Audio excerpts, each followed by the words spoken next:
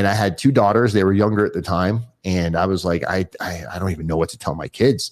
So I was kind of manipulating it. I was telling my kids that, the government's out to get me. I didn't do anything wrong. I just don't have money to fight this. I was basically lying to my kids because I was ashamed. I could sit here and say I wanted to protect them because I didn't want them, but really I was just embarrassed. I didn't want them to know what I had done, and daddy's got to go in timeout.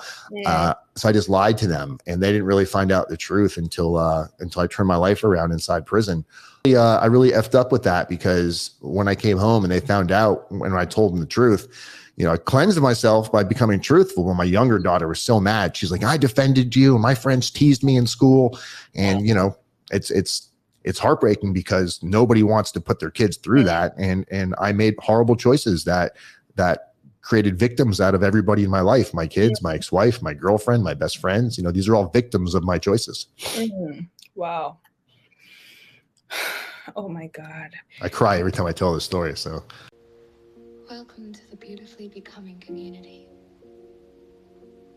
This is a sacred space for honest, faith-rooted conversations that encourage healing, inspire growth, and help you step into the person God is shaping you to be. Hello, everyone. Welcome again to this awesome episode of the Beautifully Becoming podcast. Today's episode is really going to be insightful, enlightening, and informative. Honestly, guys, you will learn so much, especially about the prison system. And I have this very awesome guest. He's RDAP-Dan. He's really going to, walk us through the process of, the prison system, and really just kind of like, enlighten, our mindset, and just really teach us, show us, expose some of the deep truths. And we're going to be debunking a lot of things in this particular episode. And I really want to welcome you, Dan, to the Beautifully Becoming podcast. Thank you, Noble. It's amazing. Is that how I pronounce your name, Noble? Yes, absolutely. Beautiful name. Thank you. Yes, so we want to meet with you basically. Who is Dan? Who is RDAP-Dan? RDAP-Dan. RDAP-Dan is a work in progress. My real name is Dan Wise, but RDAP-Dan is just a pseudonym that kind of stuck with me throughout the prison journey. Now what I do is I'm a prison consultant. I work with mostly nonviolent first-time offenders, potentially getting ready to go into federal prison or going through the federal prison process, so going through trial, going through indictments, all of that stuff. But who I was an individual that lived my life kind of in a way where I was always looking for shortcuts. I didn't really want to put in the time and the effort to get what everybody else had. So where everybody else was going to school and getting an education and working their way up the corporate ladders or whatever, I was always kind of doing quick hustles and trying to find ways to beat the system. And it finally caught up with me in 2011 as myself and my girlfriend, Shelly, we both ended up taking a job working for a doctor's office out of Savannah, Georgia, a pain clinic, for those of you that don't know. And the doctor was overprescribing pain medication. My job was the office manager. Her job was the receptionist. I had never worked in a doctor's office before. I had no doctor's office experience. I met these individuals. I had a call center in Boca Raton, Florida, and I was renting office space from these individuals. They had a big office and they had about 13 desks that weren't being used. They had their own call center. So I was renting their space to do my own little thing. And I would constantly hear them talking about this doctor's office they were going to open, how there was all this money to be made. And my eyes were just, because the money I was making with my own call center was basically just enough to pay the bills, pay some reps, and there was really nothing left over for myself at all. So when I started asking them, is there any way I could get involved? I think they identified me as a, kind of a green individual. And what I mean by green, just very naive, I was just willing to do anything. I was like, don't ask, don't tell. And they ultimately said, hey, we'll give you 10 grand to come be the office manager in this office in Savannah, Georgia. We'll pay all your expenses. We'll pay your housing. We'll still pay for your housing expenses in Florida so you can come back and forth and see your kids. Wow. And the deal breaker was going to be, I was like, well, I've got my living girlfriend. And they're like, well, bring her. You can give her a job too. Hire her as a receptionist. And she didn't want to go. She was like, this doesn't sound right. This doesn't sound right. But she ended up following with me. And, we weren't there but a couple of months. And if anybody doesn't know what a pain clinic is, it's basically doctors writing prescriptions for pain pills, oxycodone, things like that. Most of these individuals that were coming to get their prescriptions, they were going to Georgia and they were driving from like Kentucky and Ohio and Connecticut. So, it's like, would you drive to Florida to come get a prescription? Probably not. So I avoid all the writing on the walls and I never got the money, by the way. On top of it, they never paid me $10,000 a month. So I can't even say that I made some money from this. Oh my God. It's what you get. Wow. And then what happened next? So what happened next was we were working. Things were going okay. We were getting kind of ramping up a little bit, and they decided they wanted to open up another pain clinic at the same time in Atlanta, Georgia. So this one that we already had was in Savannah. Then they wanted to open one in Atlanta. So they were buying an existing operation, and they wanted me to go to Atlanta to train the staff there to do things the same way we were doing things in Savannah. So one morning, I'm in Atlanta. I've been there for about a week or maybe 2 weeks at this point. I'm living in a hotel. And every morning, Shelly and I would get on the phone and we would talk on our way to work. So this morning, I call Shelly. She doesn't answer. I also got my best friend a job there, which I forgot to mention. He went up there with us, and his name is Costa. I call Costa. He's not answering. So I don't really think anything of it. And then I get to the office. I'm starting my routine. And one of the owners, Sean, calls me and he's like, hey, have you spoken to Shelly or Costa?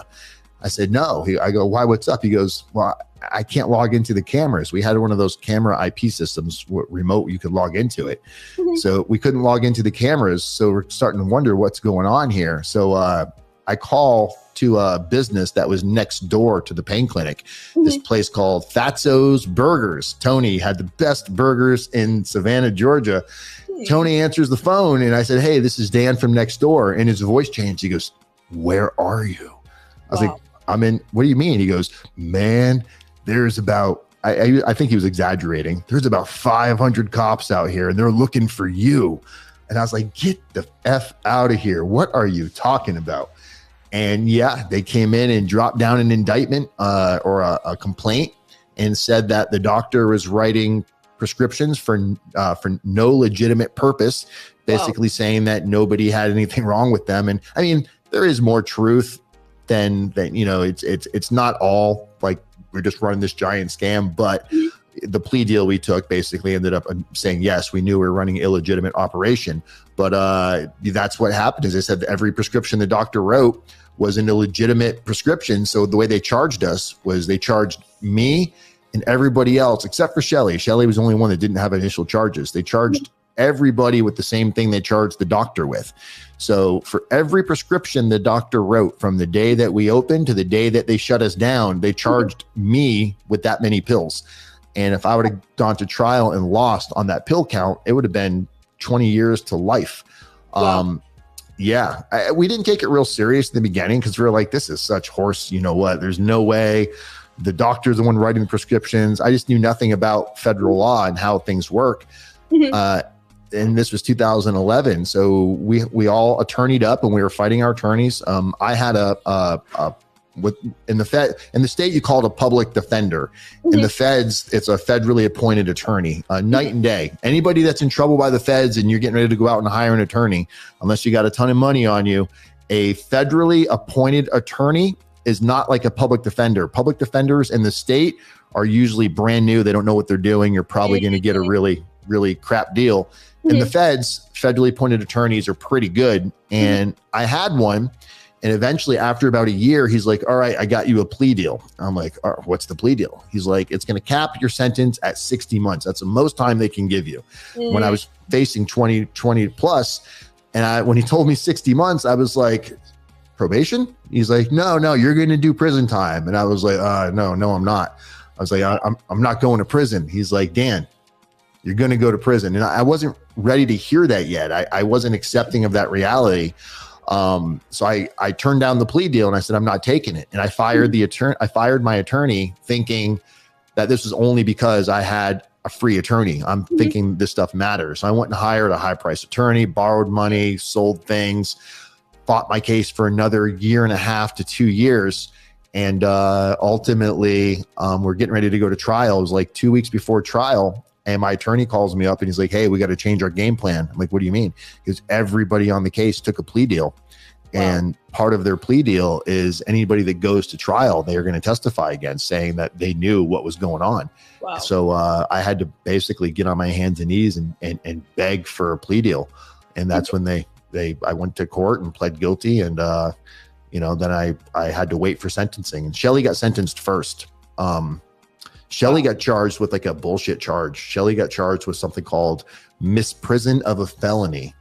And if you look it up, it's kind of like it's not a conspiracy charge. It's basically saying that maybe she had some kind of an idea something was going on and she didn't report it. God. So they gave her that charge, and we all went to her I went to her sentencing, being she was first to get sentenced, and we all thought Shelly's getting probation. She's the low man on the totem pole. She's the least culpable of all of us. Mm-hmm. And the judge handed down a 13-month sentence of federal prison to her. And the rest of us knew we were cooked, because if they were giving her prison time, that just set the precedent for everybody's getting prison time. And I once got sentenced a month later. Shelly was already in prison. We ended up going to the same prison, Coleman Federal Prison in Central Florida by Ocala. Mm-hmm. And when she self-surrendered, I drove her to prison. It was so weird. I drove her to prison, drove her to the women's camp, and we went to a little bar. I'll give you some pictures. We have some pictures of us at the bar. Shelly got very, very wasted because she was terrified. She's turning herself into prison. And we've never been in this kind of trouble before. Shelly's never had a speeding ticket. So she turns herself in. I make the lonely drive back home. And then it's September 23rd, 2014, I drove myself back down there with a couple of friends and self-surrendered. I was sentenced to 42 months. But my friends thought it would be fun to not take it too serious. So my friend Matt's like, Dan, you got to do something crazy, something that nobody's done before. And I was like, I can't even think right now. What do you have in mind? So he comes up with this crazy idea. We go to a Halloween store, Party City. It's around Halloween time. Mm-hmm. And we buy and I'll send you a picture of this too. I have a picture of me at the prison. I bought a black and white prison costume, like for Halloween, with the little black and white hat, black and white clothes. And that's what I wore into prison the day I turned myself in. And it didn't go over too well. Wow. Whew. Yeah. But I needed some time to just kind of yeah, it's a lot. I run through it so fast, but truly the leading up to all of that from 2011 until September 23rd, 2014, turning myself in, it was the emotions were, at one point you're looking at 20 years. And then even when I knew I was looking at worst case scenario, even when I knew I was looking at 60 months, that still felt like eternity. You could have told me it was a year. It all felt so just unmanageable. And I had 2 daughters. They were younger at the time. And I was like, I don't even know what to tell my kids. So I was kind of manipulating it. I was telling my kids that, the government's out to get me. I didn't do anything wrong. I just don't have money to fight this. I was basically lying to my kids because I was ashamed. I could sit here and say I wanted to protect them because I didn't want them, but really I was just embarrassed. I didn't want them to know what I had done, and daddy's got to go in timeout. So I just lied to them, and they didn't really find out the truth until I turned my life around inside prison. I really effed up with that, because when I came home and they found out, when I told them the truth, I cleansed myself by becoming truthful. When my younger daughter was so mad, she's like, I defended you and my friends teased me in school. And, it's heartbreaking because nobody wants to put their kids through that. And I made horrible choices that created victims out of everybody in my life, my kids, my ex-wife, my girlfriend, my best friends. These are all victims of my choices. Wow. Oh my God. But honestly, I cry every time I tell this story. So some inmates cry. But yeah, so that's kind of the initial phase of what happened. I just wanted to tell us what happens when you turn yourself in. Sure. So the day I turned myself in, as I told you, I wore the prison costume, and you go into what's called, at least in the feds, you turn yourself into what's called R&D, receiving. It's it's basically intake. So before then, like, what do you get? Say it again. Do you get anything that says, "Oh, you have to turn yourself in"? Yes. Yep. Okay. Yep. So I knew my surrender date. The judge told me at my sentencing. The judge said you have to self-surrender by September 23rd, by 2 p.m. to whatever designation the BOP determines is best for you.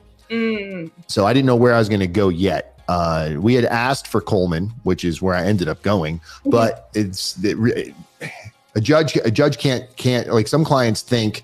Or when I say clients, defendants, they say, oh, the judge told me I was going to go to this prison. I was going to get this program. The judge has no say over that. The judge can only make recommendations as to where you're going to go and what prison or what programs to take. He only gets to impose the sentence. So when you get sentenced, all of your paperwork goes to a designation center in Grand Prairie, Texas, and they determine based on your criminal history, your age, all that stuff. So I get notified by the U.S. Marshals that my designated prison is Coleman Federal Prison, same one that Shelley received. And it's getting that mail, getting certified mail from the Marshal's office. You know exactly what it is. And it's like, you don't want to open it. It's like the opposite of getting an acceptance letter from a college. It's like, so yeah, terrifying. Wow. Oh my God. Okay. So what does it really feel like for somebody who had never committed any crime and just, handing yourself over? I just want you to walk us through that experience, because I know it's really very nerve-wracking.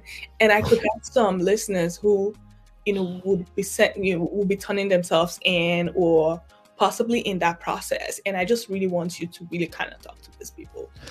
Yeah, the best way to relate it is if you've ever had a family member that's like passed away, not abruptly, but maybe they passed away of cancer or some kind of illness that you had to sit there and watch them like wither away.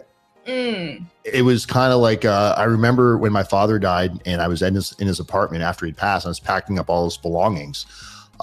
When I was packing up my stuff, as I was getting ready to go in there, it was like, it's just this very numb, spacey feeling. You don't really feel anything because you're going into such uncharted territory. It just felt like the weirdest, surreal nightmare that it takes such a toll mentally on you, because it's not like you get in trouble today and go to prison tomorrow. This span of time just messes with your mind. I remember when I knew my surrender date was September 23rd, I remember I had a gallon of milk in the refrigerator, and the expiration date on the milk was like September 24th or 25th.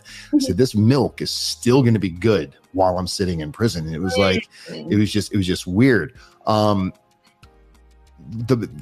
Giving somebody advice on what to do is really more of owning what you did, because it allows you to stop being in this anger where you're mad and you're blaming everybody and you're trying to look for a way out of it. And there's no way out.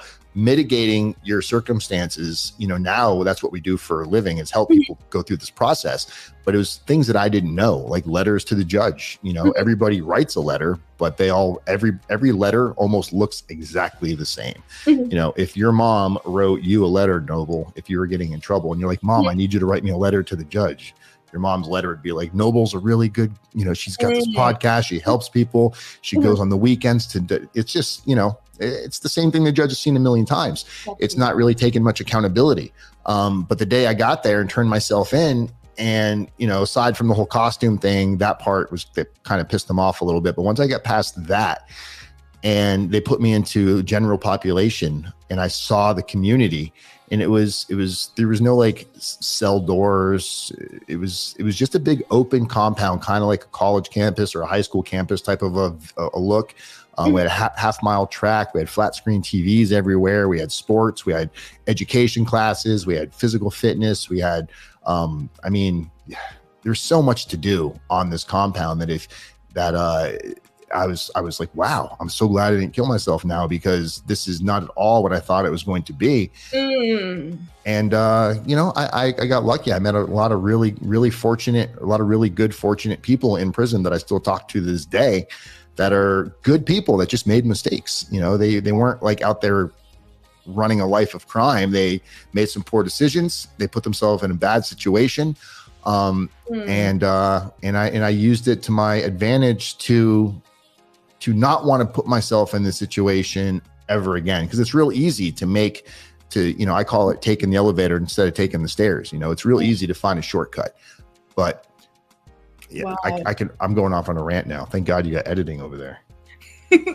Oh my God. Like, okay. So I'm just going to get it together right now.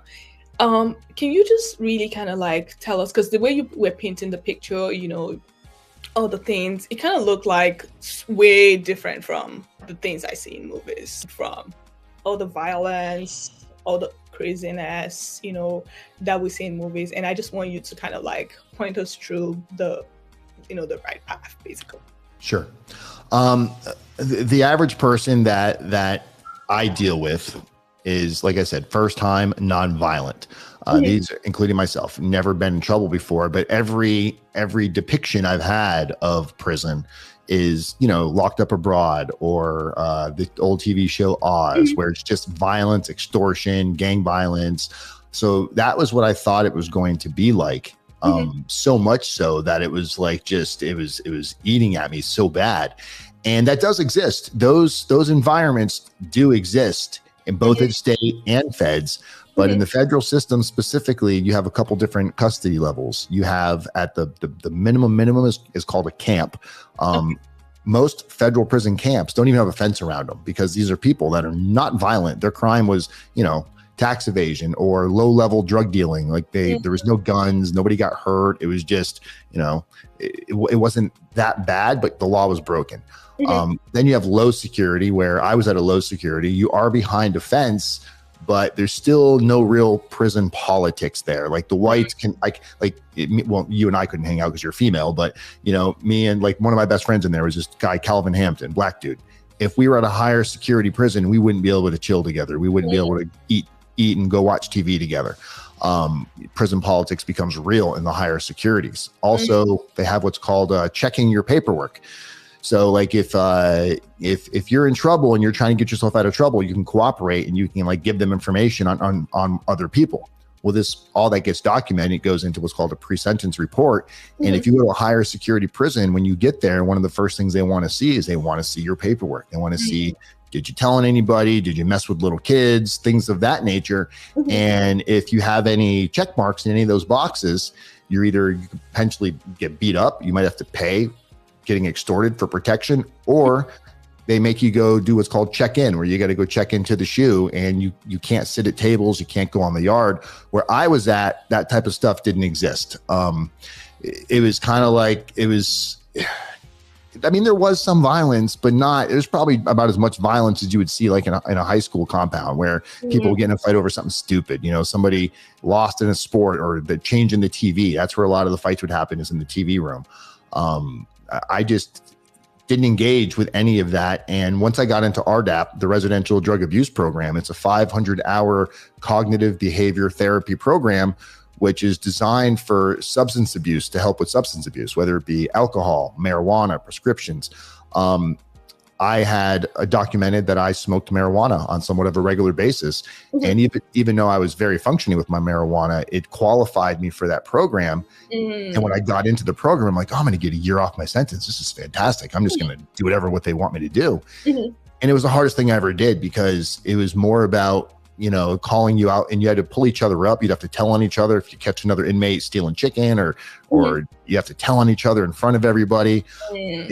You can get kicked out of the program real easy. And once the program grabbed root, took a couple months before I realized I'm not beating this program. I'm either gonna give into it and let it like take over and trust the process, or I'm going to get kicked out of this program and I'm going to spend that extra year in here. And I really wanted to go home, but honestly, I probably wouldn't have stayed out of prison if I hadn't done RDAP, because I still would have been in that mentality of, you know, it's somebody else's fault that I'm here. And I probably would have continued to try to, you know, get over on people and beat the system. So RDAP changed my life in so many ways.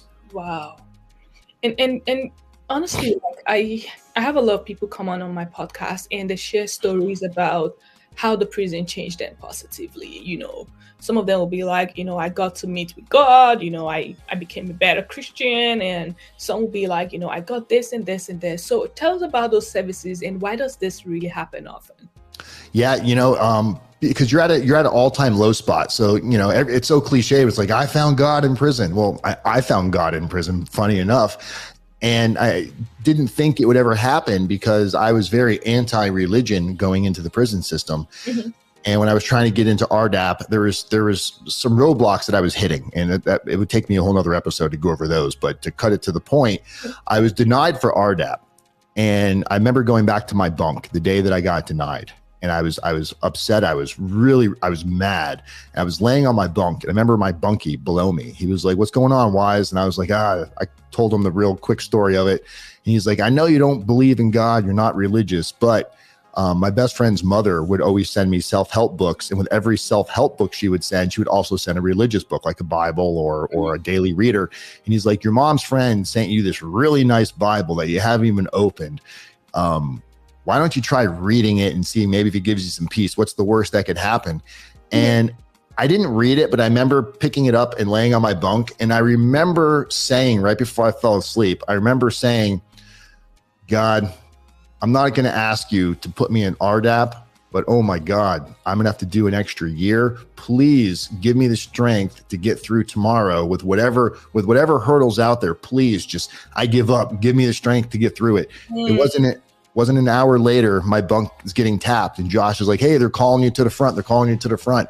And something happened and they redid everything. Like, "Hey, you're in RDAP." Is it a coincidence? Maybe. Is it believing in God? I like to think so because it definitely sent chills through my body.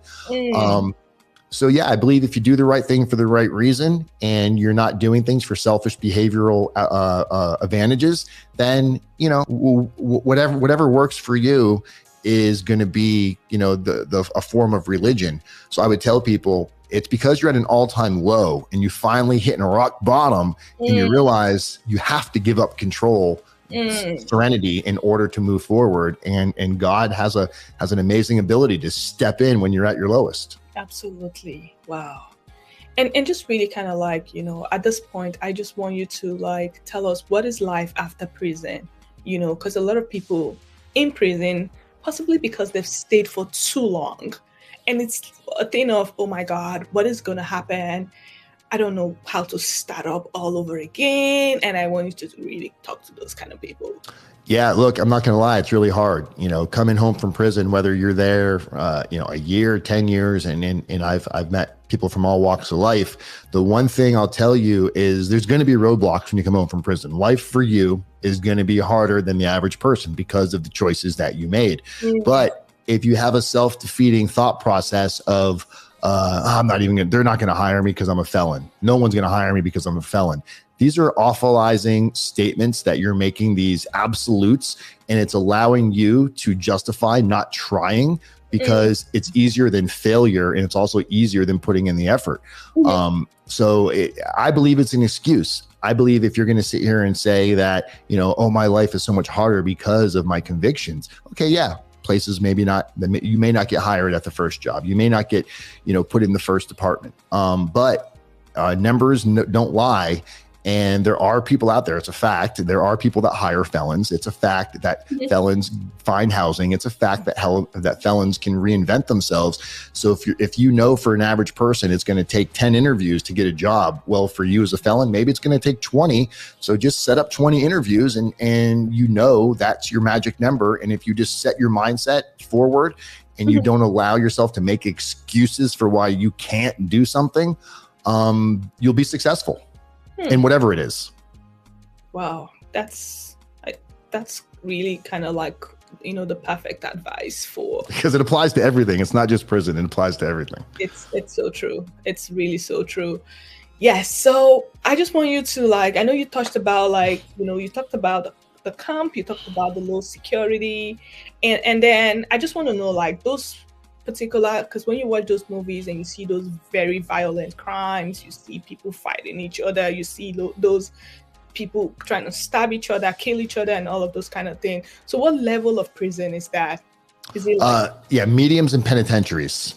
okay. And like in the feds anyway, mediums and penitentiaries, people that potentially looking at life, murderers, just repeat offenders, people that are in and out of the system that just, it's a way of life to them. They're either not ready to change, they don't want to change, maybe their code of honor, the gangs are involved in, some people get so far and so deep that it's all they're ever going to know, and they're more comfortable in that situation than they are. And look, in there, it's like kindergarten. You're told when to go to sleep, you're told when to get up, you're told when to play, you're told when to eat. You don't have to make any choices. It's done for you. It's like fairy tale land. In the real world, the real world is unforgiving. You've got to make it for yourself. No one's going to do it for you. So I think that's the big difference in there is they've adapted to that lifestyle of the the barbaric type of a lifestyle, and it's not for everybody for sure, but it doesn't have to be that way. And tell us about the services. You're doing such an awesome job, like really incredible job. I've listened to a few of your YouTube channel posts, and I just want you to tell us about the services and what you do with clients and stuff. Sure. So 3 days before I self-surrendered to federal prison, so I went in September 23rd, 2014. On September 20th, 2014, I posted a video on YouTube, and I titled it Going to Federal Prison. Didn't know what to expect. I was just kind of ranting. Anyway, went to prison, did all that, came back, and one day I checked my email and I see a YouTube comment. And I'm like, what are all these? I forgot I made the video. And all of the comments from the video were from people getting ready to go through something similar. It wasn't necessarily the same crime as me, but a similar nonviolent type of a crime. And they're like, hey, if you're out, can you tell us what it was really like and programs? And I started making response videos just because I thought it would be, first, it was kind of fun. I was engaging. And I was telling people, hey, this is what I wish I'd done different. I wish I'd paid more attention to my letters.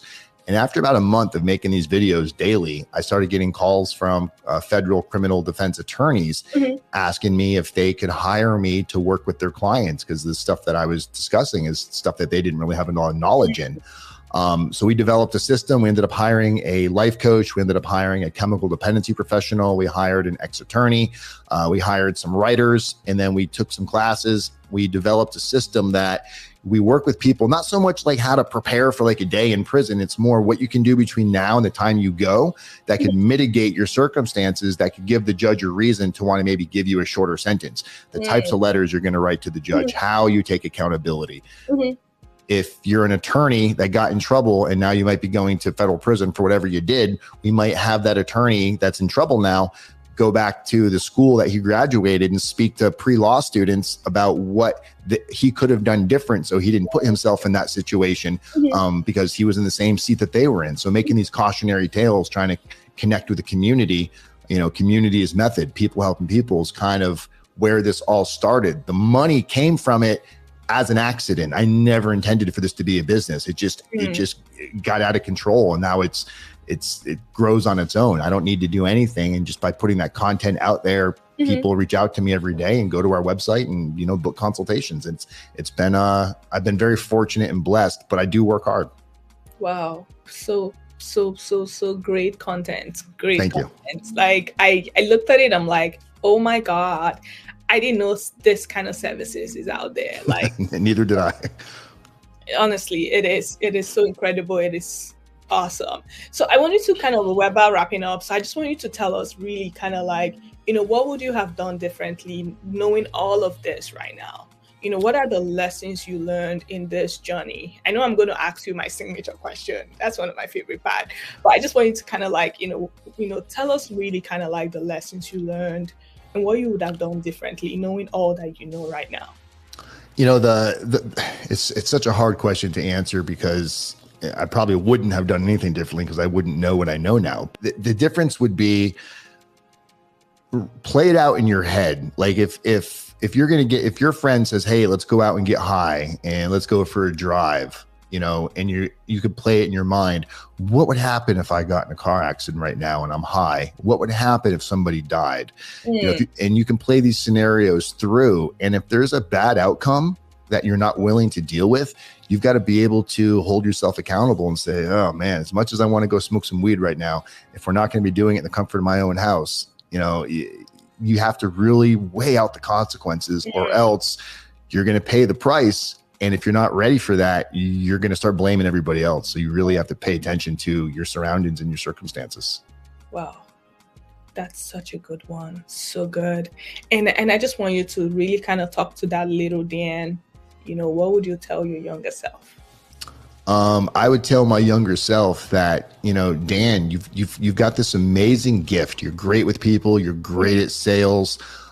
Take your time, find some patience. You don't have to get to the very top tomorrow. Enjoy the journey. It's not just about the destination. Take your time, smell the flowers. Getting there too fast, you're going to get there and you're not going to be ready for it. And if you didn't dot an I or cross a T, the rug gets pulled out and it's very superficial. The framework, the groundwork, it wasn't there. You were living on a bunch of broken bricks.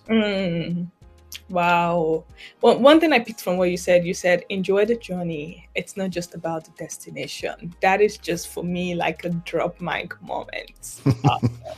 What is one of those last words you're going to be leaving us with as we close? Last words, if you're in any situation right now and you're going through something that seems like it's unbearable, maybe you were molested as a child, maybe you've lost a child, maybe you've just lost your mortgage, you lost your house, and you think that this is it. It's never going to get any better than this. You got to realize that you're not in this alone. There's other people that are going through exactly what you're going through. So you need to reach out to your community and see who can give you some positive, not necessarily advice, but kind of be there and explain to you that, hey, focus on tomorrow. Things suck right now, but if you get up tomorrow and you make your bed and you brush your teeth and you make your coffee and you put your dishes away, you do these positive behaviors and and it creates a habit to where if you do the right thing today, everything will fall in place tomorrow. Just don't get complacent in negativity. Wow. This is such a powerful one. It was really powerful. It was just like, oh my God, just do the right thing. Just do it. And honestly, like, I wouldn't forget this. Tell us about your YouTube channel. Tell us about if you have a Facebook group, if you have a podcast, if you have a book. Tell us about those services. Sure. Yeah. No book. My YouTube channel, RDAP-Dan. Everything is under RDAP-Dan. Social media. We have a support group on Facebook. It's for family members or people that have already gotten out. But it's what we were just talking about. If you have like a wife of her husband's getting ready to go to prison and she's never been through this before, join the Facebook group, because it's people that can tell you how they got through it. People in different phases. So it's just people helping people, communities method, one day at a time. Absolutely beautiful. Thank you so much, Dan. Thank you so much for coming on. I really appreciate this conversation. Thank you. Thank you for spending this time with me in the beautifully becoming community. I pray today's conversation reminded you that your journey has meaning. Your process is sacred, and God is still at work in you.